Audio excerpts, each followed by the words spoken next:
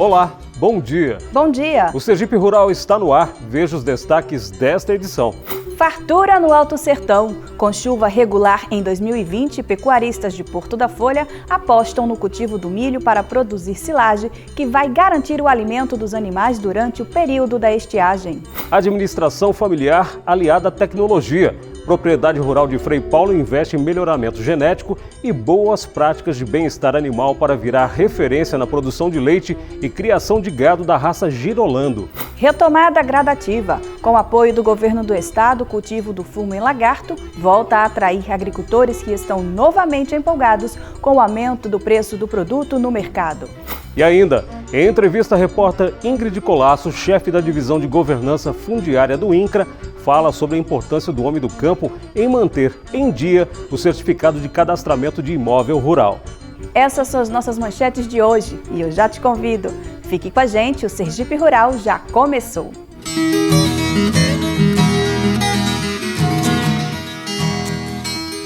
Os 9 primeiros meses de 2020 têm sido marcados pela regularidade das chuvas em todas as regiões de Sergipe. E no Alto Sertão do estado, os produtores aproveitaram o bom momento para investir na produção do milho. E o investimento no grão tem um motivo específico: produzir a silagem para alimentar o gado de corte e o leiteiro durante o período da estiagem. A reportagem é de Ingrid Colasso e Jorge Henrique.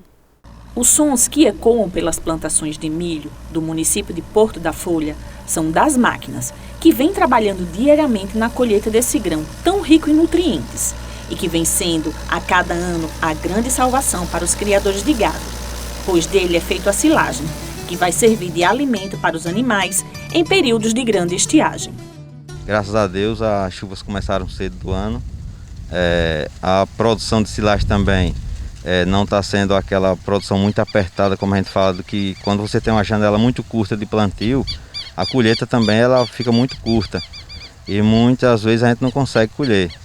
E esse ano, graças a Deus, está sendo suficiente para tudo. Teve uma janela maior de plantio, também essa janela está sendo maior para a colheita e ainda vem algumas chuvas agora no período da colheita que ajuda mais a lavoura a aguentar na roça.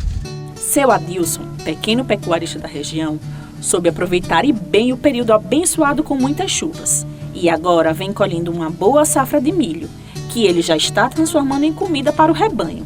A silagem que ele já vem acumulando vai garantir durante um bom tempo a alimentação para os animais.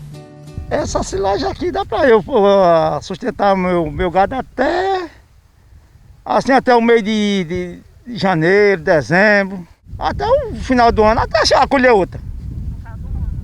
Dá para colher, dá para um ano tranquilo. Um dos trabalhos mais importantes é justamente do operador de máquinas, que passa o dia inteiro na colheita da forragem. A gente trabalha de dia, tem dia que é à noite, aí a gente está com 2 turnos, cada turno 3 pessoas, a gente sai, o outro chega, o trator praticamente não para, só para abastecer e assim, por aí. Para Juraci Pereira, presidente da Associação dos Produtores de Leite de Porto da Folha, é possível perceber a satisfação dos pecuaristas com toda a silagem que foi e está sendo produzida esse ano.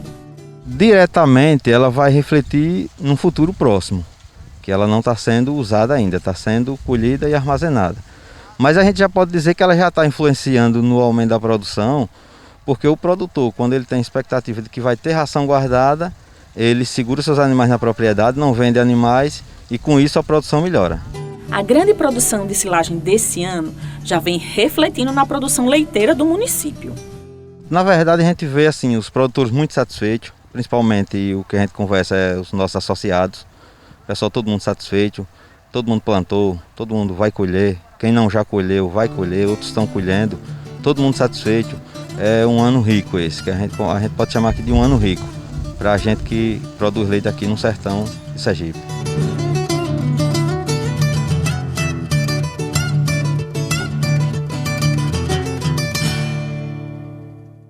E do Alto Sertão do estado, a gente vai agora ao município de Frei Paulo, na região agreste de Sergipe. Por lá, uma propriedade rural com administração familiar tem feito bastante sucesso na criação do gado girolando. Pois é, Marcelo. Com investimento em tecnologia, genética, bem-estar animal e infraestrutura, a Fazenda União virou referência de produção leiteira. Confira. A união faz a força. Essa foi uma das primeiras palavras que seu Carlos Augusto, mais conhecido como Guga, dono da Fazenda União, falou quando começou a contar a história de muito trabalho e luta que a família vem tendo ao longo de 38 anos, investindo forte na pecuária sergipana. Esta fazenda foi adquirida pelos meus pais em 1981. Ela era uma fazenda de corte. Com o passar do tempo, nós fomos para o leite. Quando eu fui fazer parte da cooperativa sergipense de laticínio, na qual o diretor técnico era meu tio Manuel Messias. E daí começou a paixão pelo leite.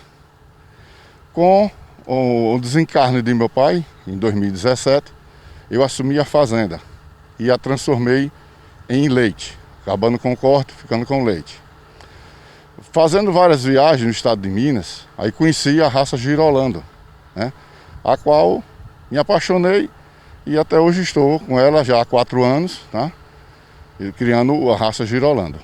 A Fazenda União fica localizada no município de Frei Paulo e vem crescendo graças à ajuda e o apoio da esposa e das filhas de seu Guga.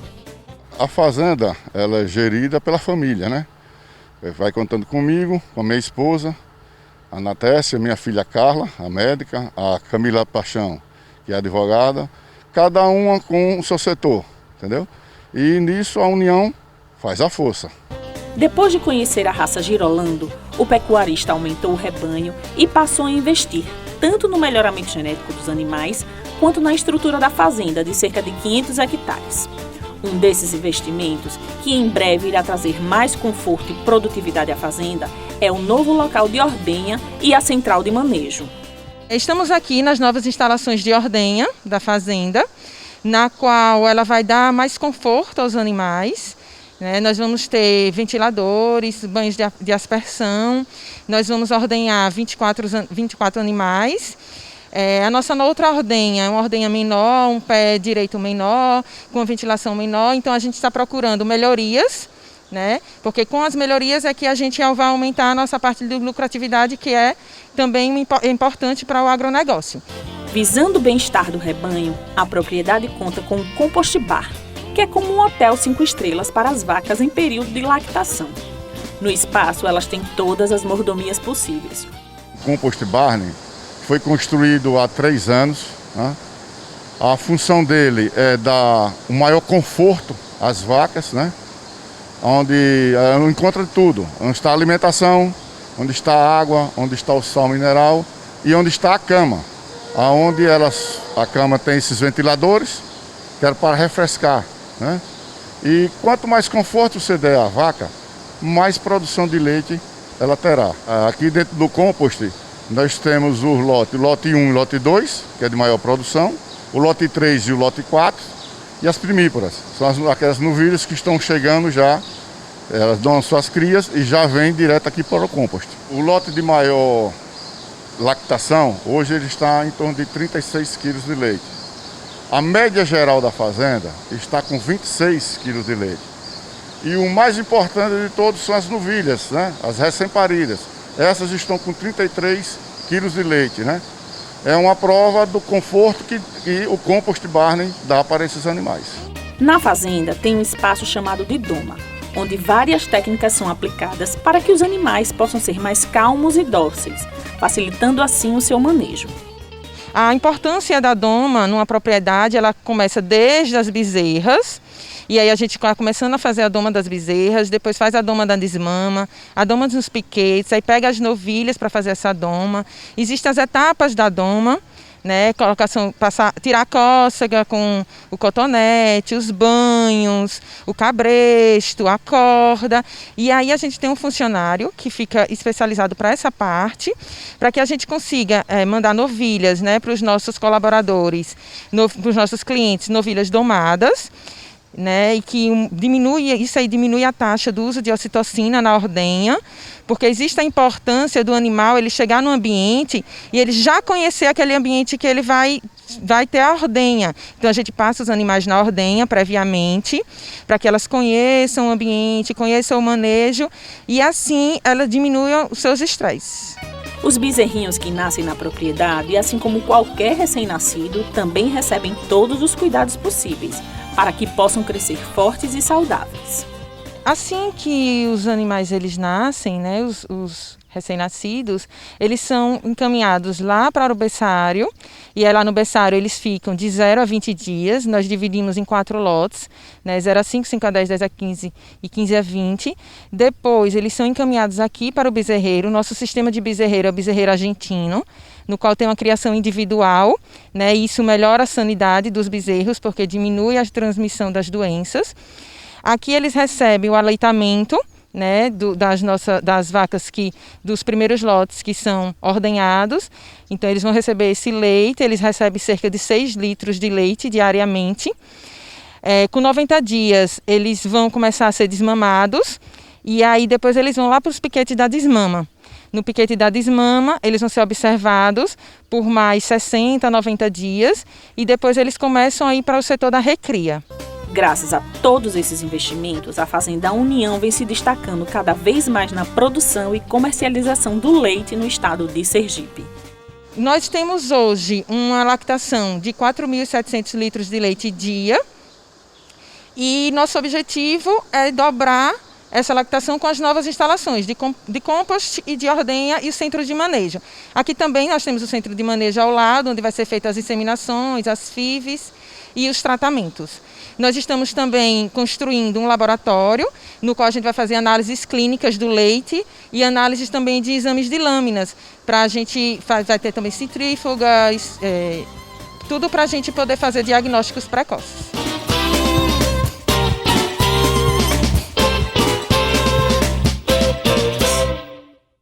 A seguir, elevação do preço do fumo no mercado volta a atrair agricultores para o cultivo do produto em perímetro irrigado de Lagarto. Os detalhes depois do intervalo. Sergipe Rural volta já.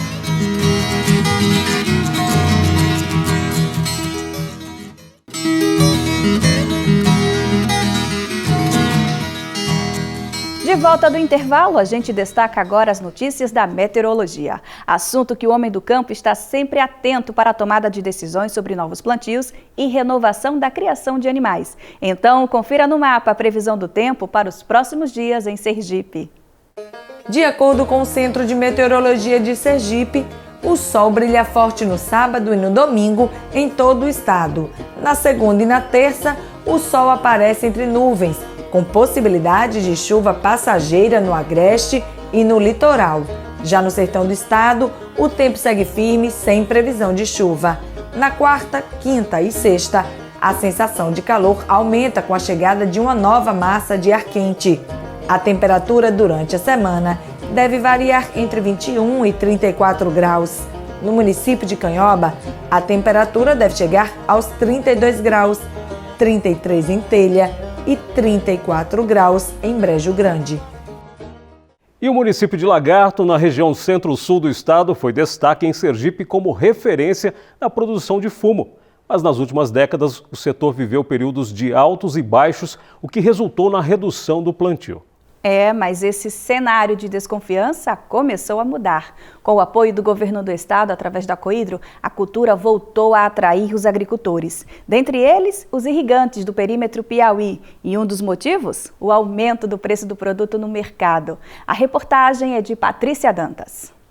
No perímetro irrigado Piauí, cerca de 100 hectares são ocupados com a plantação de fumo. Na época da colheita, de setembro a dezembro, saem carregamentos para indústrias locais e, em boa parte, para o estado de Alagoas. Os agricultores voltaram a apostar no plantio no campo, graças aos bons resultados alcançados na safra de fumo do ano passado. Mas Manuel Carvalho, conhecido como Gordo, nunca deixou de investir na cultura. Assim que eu nasci, meu pai já era lavrador de fumo, eu aprendi com ele e aí eu continuei até hoje, ainda não parei ainda, né? Esse ano, pelo que eu estou sabendo, aqui em Lagarto aqui vai ter preços bons. Aí eu vou aguardar isso aí para eu ver. Com certeza eu vou vender um pouco para fora também, né? Mas tendo preço eu vou vender aqui. A colheita do fumo é realizada de forma manual, através de mão de obra local, quase sempre familiar. O processo consiste em realizar o corte das brotações quinzenalmente, à medida em que a planta vai crescendo e produzindo novas brotações. Além de plantar, Gordo também compra a produção de outros agricultores do perímetro. Eu sempre procuro melhores preços e venda dos outros também. Eu compro e repasso e vendo. Os vizinhos é o seguinte, assim que eles precisam vender uma bola, como a gente chama aqui, ou quilo, ou a safra, eles vêm aqui e me chamam, perguntam meu preço, eu dou meu preço e nós negociamos. Negocia, combina, tem uma pinchincha, tem às vezes tá barato, tá caro, o preço é esse, não é esse, e a gente termina comprando, né? A gente já tá sabendo, termina comprando. Ano passado, o preço do quilo do fumo beneficiado alcançou R$ 15,00 e R$ 4,00 o quilo da folha entregue aos produtores que também fazem a cura como Gordo. A subida de preço no mercado nos últimos anos animou os irrigantes e eles voltaram a apostar no cultivo. A tradição do fumo existe há muito tempo. Desde uma vida inteira o fumo se produzir foi forte aqui na produção do lagarto, mas com a queda de preço caiu muito, ficou em torno os produtores ficou em torno de 5%, que continuaram, insistiram. O ano passado aumentou mais um pouquinho e esse ano dobrou a quantidade de plantação, dobrou da área do ano passado. E depois de cerca de 8 dias que o fumo fica aqui nesse varal, que é conhecido como ceva, ele segue para destalar e formar a corda, ou a bola como eles conhecem por aqui. Uma nova etapa do beneficiamento do fumo é iniciada. A cura é quando o rolo fica exposto ao sol para atingir o ponto de secagem ideal. Mas antes disso, acontece um processo diário e muito trabalhoso que dura cerca de 90 dias. É preciso enrolar e desenrolar de várias formas a corda de fumo no sari, esse cabo de madeira acoplado a esse equipamento movimentado por uma manivela. A gente recebe o fumo natural, depois natural a gente revira, bota aqui no coxo, dá banho durante 3, 4 dias, até ele chegar a cor, ficar pretinho. Depois que fica preto, a gente revira, gradeia, como a gente fala aqui, e bota no sol. Nesse processo do sol a gente dura 90 dias, revirando ele todos os dias, até ele ficar curado e ficar à venda. Quando chega ao ponto ideal, o fumo é comercializado, em cordas mesmo, formando grandes rolos. O governo de Sergipe, através da Companhia de Desenvolvimento de Recursos Hídricos e Irrigação, a Cohidro, auxilia na manutenção da produção, fornecendo água para a irrigação das plantações e assistência técnica agrícola dentro do perímetro. A Cohidro sempre está com o acompanhamento técnico, a forma de preparar o solo, de fazer o tipo de adubação, sempre está acompanhando. O fumo não gosta muito de água não. Com muita chuva a safra não dá muito boa, fica um pouco fraca, porque a chuva ele não se adapta a muita chuva. Aí do meio para o fim, que já é parte já de estiagem, de novembro, dezembro, aí eles já usam a água do perímetro, né, da irrigação, e aduba, faz uma nova adubação, aí eles começam a renovar a safra.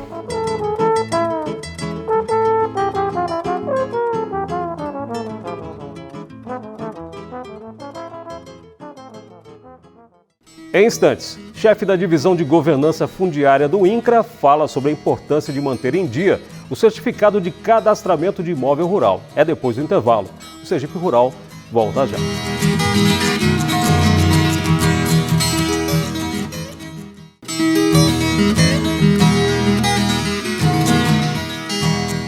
Os proprietários de imóveis rurais devem anualmente realizar o certificado de cadastramento do imóvel rural. O documento atualizado garante ao dono da propriedade o direito de realizar várias transações, a exemplo de venda, hipoteca e desmembramento do imóvel. E é o Instituto Nacional de Colonização e Reforma Agrária o órgão responsável em atualizar o cadastro. Em entrevista ao Sergipe Rural, a chefe de Divisão de Governança Fundiária do INCRA, Sani Mota, trouxe mais informações sobre o assunto. Acompanhe.